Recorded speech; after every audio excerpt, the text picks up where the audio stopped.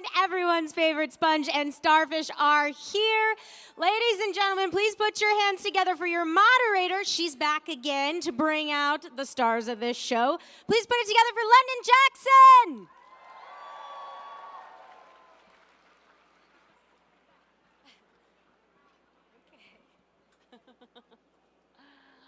Hi. I'm here again if you were here for the Stephen Hillenburg panel. So I'm London Jackson, and as a now 20-year-long fan of Spongebob Squarepants, I am so ecstatic to introduce our two panelists for this. And of course, we have the voices of both SpongeBob and Patrick, Tom Kenny and Bill Fagerbakke. They're coming, I think.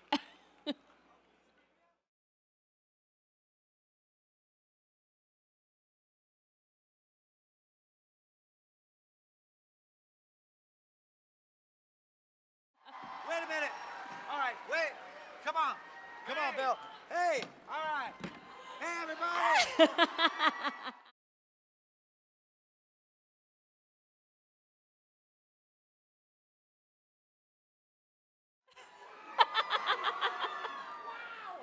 was not expecting this. Hey, everybody. Sorry, I couldn't hear, London, I couldn't hear anything back there. Oh. I was like, did she introduce us yet? You're good? Well, we're just waiting. You're good, you're good, you're good, you're good, you're good. Look, they have our names on both sides, so we know who we are. So, I don't.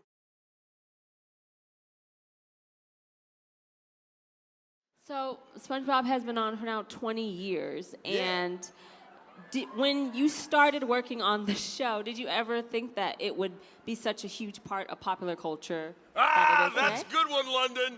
That's a good one. Because I didn't think that. Tom, did you? No, we were just, your first priority as an actor is just to get the job. Right. Then you hope that the show keeps on going for a season or two. You just want a check from a reputable organization.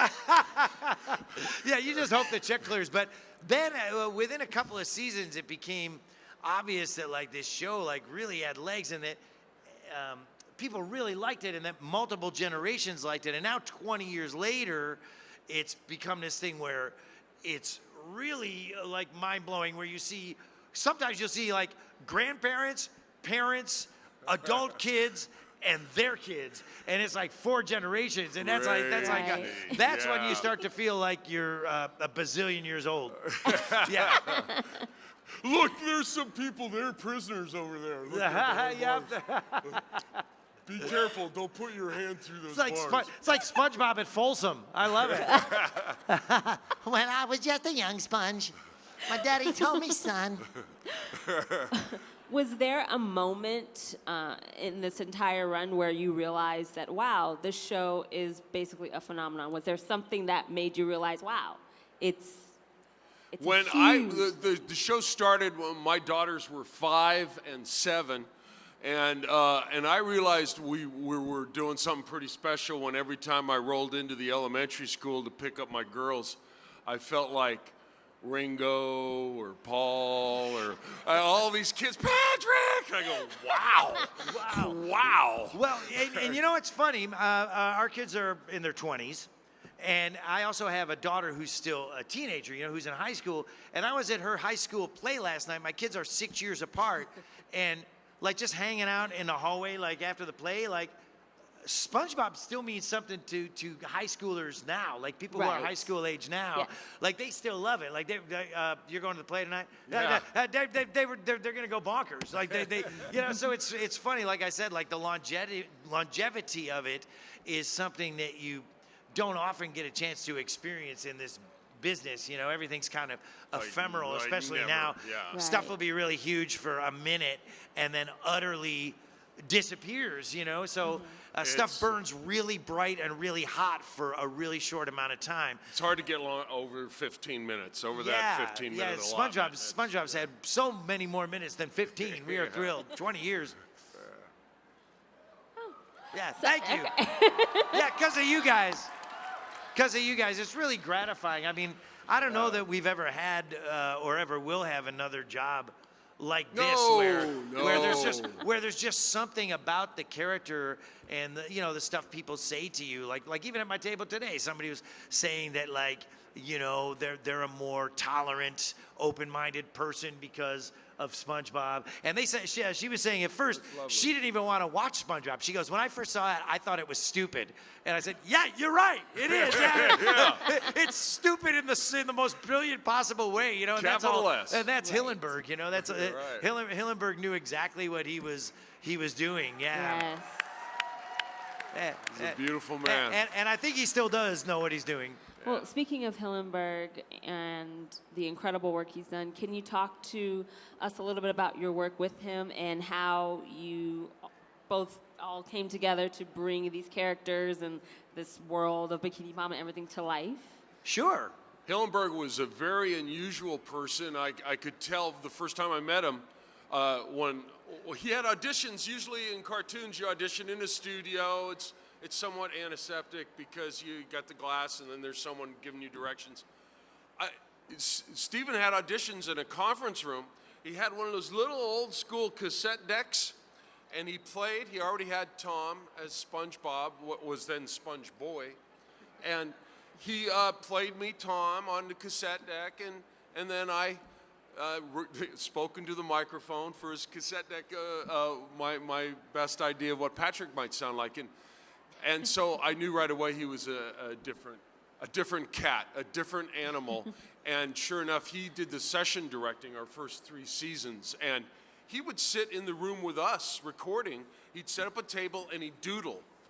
And he would just make notes and then give us notes and just I'd love to have some of those doodles. Yeah, and so much of what you just said, Bill, just goes to Steve being a really just kind of very real, organic person. He's recording the auditions on this crappy little Kmart low-tech cassette deck. You know what I mean? Yeah. And drawing on Post-it notes. And Steve was just he didn't care about money. He didn't care about fame. If anything, he thought that stuff kind of got in the way of his creativity a little bit. So he was much more just an artist, a surfer, an environmentalist, an ocean science enthusiast, a sculptor. He was just an amazing, really a Renaissance guy, a Renaissance man that really didn't make any big deal about how Renaissance he was. No. He really, really humble and beautiful and just really, like Bill said, highly unusual, yet you just instantly liked him and fell in love with him and wanted to please him. You just wanted to do a good job for him. It's so satisfying to make him smile. Yeah, to make him smile was one of the most, you just felt like that was its own reward, because you just liked him so much and you wanted to help this vision that he had that was, 110% him. All came from him. And then, at least for myself, I just felt that I was just the voice aspect of that. I was like that one a chromosome of the character, and I just wanted to be that the way that he heard it. And like I said, you just wanted to help bring this thing to fruition in your own small little way. And just to quickly wrap up, he also gave us a lot of leeway. It was 100% his vision, but he was also secure enough that once he picked you for the job, imagine that he would let you, security, and he was a secure person in show business, and he would actually let you run with the ball, and that continues now. They give us a lot of leeway with our characters because Steve did, so we're just. We're just glad and amazed that we're still sitting up here with all this. Wow. Yeah. Thank you, guys. Thank you. Thank you. Kind of going off of the kind of creative freedom that you discussed and your voices, both of your characters' voices are now very distinct. And did Hillenburg help you kind of find the voice for your characters? And And if so, was there any inspiration outside that made you find SpongeBob's voice and found Patrick's voice? Like, where did that come from? Because now it's just seared into... For me, it was since he already had Tom. Like I said, he played Tom's voice. He didn't really steer me. He just said, well, I'm looking for Patrick to balance with SpongeBob. So it was like about tones, tonally, like this is the tone that Tom is speaking in. What tone, Bill, do you think would go up against that tone? Tone and rhythm. Yeah, like those two sounds are kind of cool together. And yeah, and that's one hat that I didn't mention that Steve wore is that he was also very musical, and played guitar himself and was really into music. So I think in a lot of ways he thought in a musical way about the voices in a way that is kind of unusual in animation. Like he thought of the voices almost as musical instruments that he was kind of scoring his cartoon. And I know, talking about outside influences for me, when he brought me in, since Steve was not an actor, that was one thing he didn't do and didn't want to do, was being an actor. He could do practically everything else.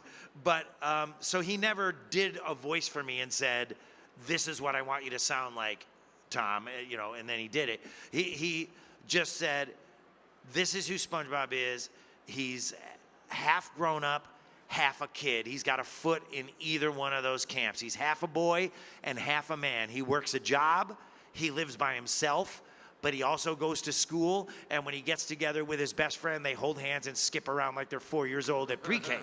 So he said, so what I'm thinking of, he said, Pee Wee Herman, a Munchkin from The Wizard of Oz, Jerry Lewis, Stan Laurel from Laurel and Hardy. Those were all things that he threw out there. And he said, just mix all that up and see what you come up with. And especially with the Munchkin thing, Follow the Yellow Brick Road, what came out was that. And he was like, yep, got it, fine.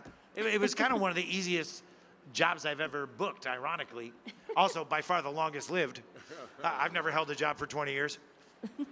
And let me say, he casting you to do that and what you contributed to the character was so perfect. Oh, thanks, and Bill. Also the fact that I guarantee you most voice actors trying to do SpongeBob, they wouldn't be alive anymore. I mean, their voices would not be alive anymore.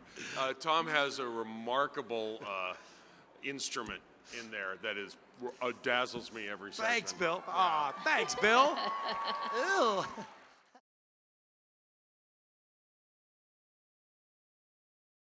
It's no Squidward clarinet, but it'll do. But yeah, I mean, we really have fun at the sessions, and like I said, that Steve's not with us anymore, but when you get into that SpongeBob head and that SpongeBob game face, and we all record in the room together, it really is like everybody, even after 20 years, I gotta say, nobody is even thinking about phoning it in. Oh, yeah, no. Everyone wants to bring it. Bill's screaming. We all got veins sticking out on our heads. And, Roger Bumpus Squidward is screaming at the top of his lungs. And, Carolyn Lawrence Sandy, Doug Lawrence Plankton.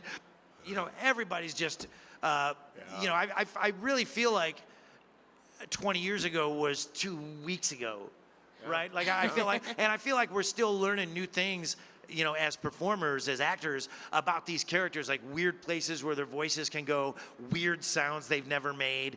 And the animators are finding new stuff too. Like when we do a new episode and you look at the storyboard, you go, wow, I've never seen Patrick make that face before. Like, wow, that's like a super ugly drawing of SpongeBob that I've never seen in 20 years. That's great. So everybody, even after 20 years, you're still trying to bring it. It's not like there's some formula and the guardrails are on the road, you must serve and you the just formula. do yes. Serve the giant multinational $1 zillion copyright. Nobody is thinking that way on SpongeBob, and I think that's really remarkable. I feel like we dodged a bullet big time. That it still feels creative. Like it's this giant global entity, but it still feels artistic. When we do it, it still feels like everybody is still kind of being super right right brain more than left brain, and it's it fascinates me to no end, like just How many brains do you have? my brain is my third instrument. Well, one of my favorite episodes still, after all of the seasons, is Sailor Mouth, when when you learn profanity and everything's bleeped, and it's just hilarious. And I think it mixes the children's aspect with a more mature tone, so it's a little bit for everybody. And I think that show is that's one of the reasons why the show is still so popular, because it's for kids and adults. I think you can get both out of it. Do you have either just your favorite episode or one that kind of gives a balance to both that would appease the whole audience? That services the adult and the kid. Yes. I can tell you the human element of that was we were meeting some fans down at the San Diego Comic-Con, and this family came through, and it was a mother, the dad, 3 kids, 9, 5, 2-year-old in a stroller. They were all dressed like Patrick. The entire family. It made me so happy. What an amazing thing to see. I know, and I know that family that you're talking about. Right. He's like a really high-powered, like corporate, like copyright lawyer. So just funny that this guy that's like in courtrooms and he's like, Pink tights. oh my God, yeah, and he's like wearing tights and flowered shorts. He's got a point on his head. He's going, dude, you know. I just wonder, like, you know, how would Pepsi Cola feel about him, you know, knowing that he's their lawyer and he's just dressed his entire brood up as a starfish and they're prancing around at a Comic-Con, but. Yeah, I love Sailor Mouth too.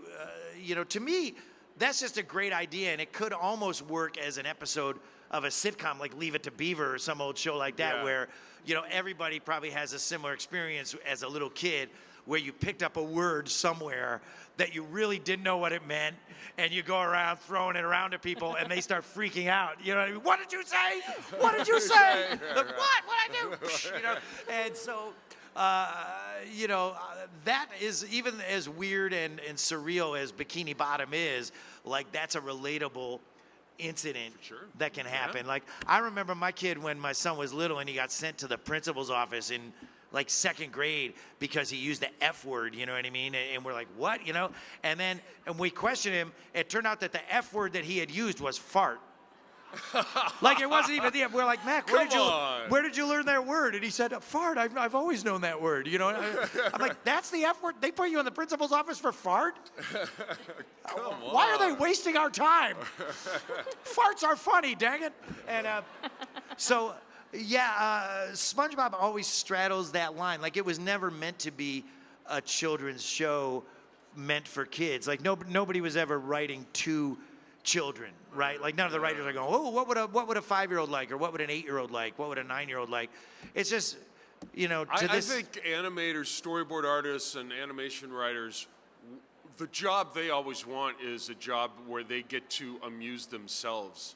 They don't have to worry about writing to a pocket of a sensibility. They get to do what they really want, that something that inspires them, and we have the right writers and storyboard artists, that's for sure. And I think they really appreciate. And they've been on the show for a long time, you know. So like the animators and the writers are people that we know, you know, that are on the show. It's not like we never see them, or it's always new people or whatever. And I think animators and storyboard people and voiceover people, we're all kind of the same. Well, we're all the kid that got sent. You know, we're all people that are making a living for stuff that like got us in trouble in 4th grade. You know what I mean? Right. Like, and now we're paying. The only reason I have a house is the stuff that got me in trouble in 4th grade. You know what I mean? Like, otherwise, it's straight to the cardboard box under the bridge for me. You know, I have no plan B. So one thing I love about Tom is, and I love it as much now as I always have, he can't say the word animators without doing this. Yeah, a little OCD. Animators, guys, just in case, animators are people who draw, okay? All right? Love my that. God. I've never realized that I did that, Bill, and now I'm... Well, thanks for making me self-conscious, Patrick. That was really nice of you. So quickly, I Jerk. wanted to ask you, speaking of kind of mature content, SpongeBob is now part of a huge meme culture. It's everywhere.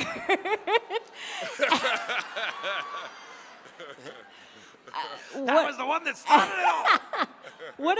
What are your thoughts on that? It just grew out of nowhere, but it's everywhere. Everyone uses them. What do you think about that? As a Luddite, it really strains my comprehension just to really. I can't understand it. I think it's fantastic. I think it's wonderful that people get to interact with things that amuse them in a way like that. I certainly never envisioned something where people would merge Patrick's face with Julia Roberts' face, which is my favorite Patrick meme. I know. Like, how did that even happen? Like, somebody had to have that thought, then laugh at it, and then go and Photoshop it. Yeah, you know, it's a lot of trouble to make a meme. And then you got to put it out there, and then you're just hoping that other people will find it funny too. You know what I mean? I love because the meme makers, age-wise, the people that make the memes are people that grew up on SpongeBob. So to me, it's just kind of this cool.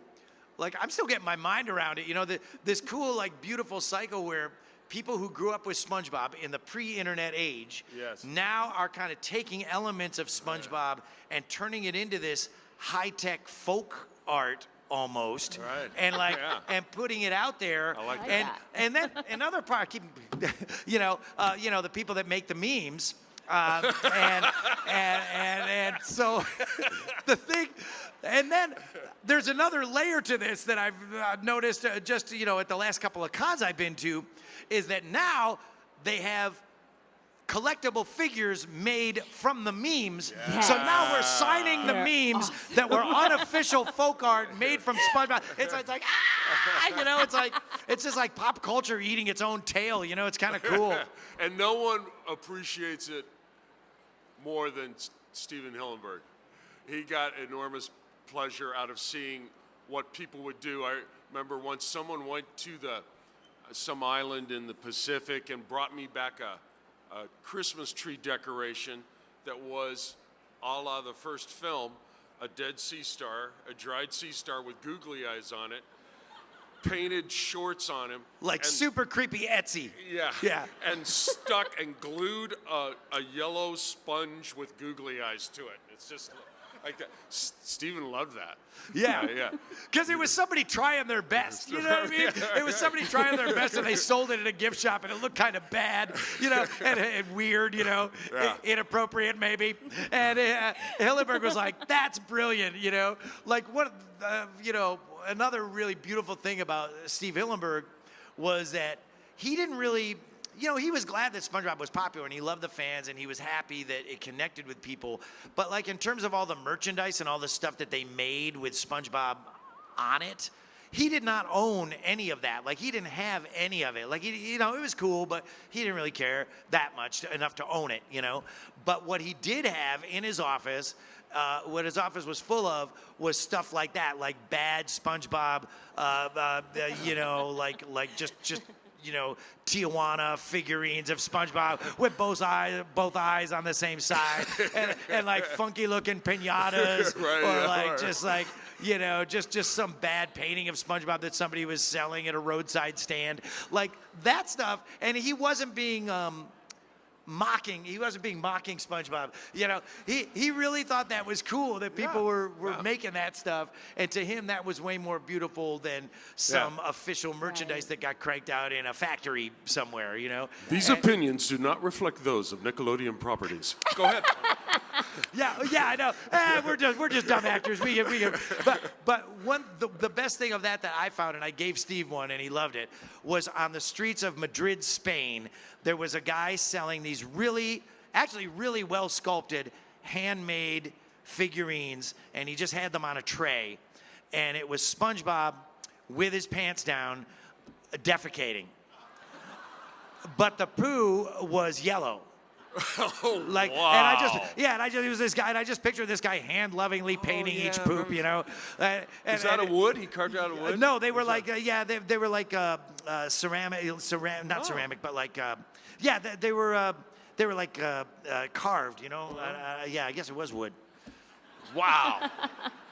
Well, I think between that and The poop was real poop. SpongeBob being part of popular culture, whenever the show ends, it shouldn't, but whenever it does, I know that the show will have a legacy within popular culture, and it's all thanks to you and Hillenburg, and I really appreciate just the art that you guys have put on TV.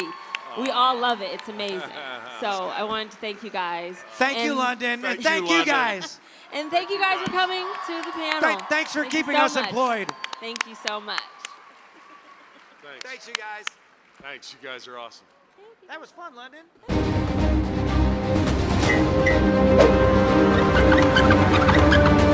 What?